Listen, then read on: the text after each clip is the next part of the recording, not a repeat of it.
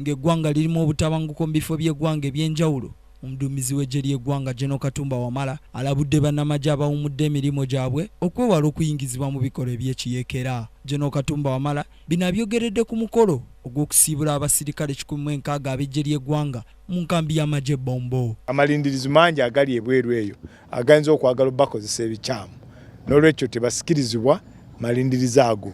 Mu kifo ky'okukola ekyo babeere amatu era amaaso gaffe nga bagenze ku. Omuduumizi w'eggwanga era asibidde bannamagye bana entanda okweyisa obulungi eri abantu ba bulijjo be bagenda okusinkana mu bulamu obwa bulijjo, kussa n'okukozesa obulungi ensimbi ezigenda okubaweebwa ng'akasiimo bejje mu bwavu. Ssente zaabwe zino ze bafunye muntu oyo ze bakoledde ebbanga eddene baleme kugenda kuzisaasaanya batyo nga abantu babalimbalimba leeta tukole bizinensi biki ekinaavaamu ng'ate owulira ntalo ssente ze nazikuwa ate tebazizza biki bwe bityo.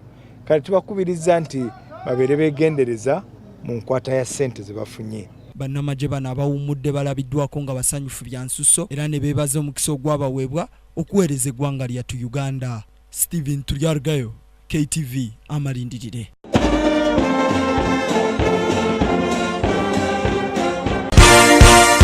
This is Kingdom TV.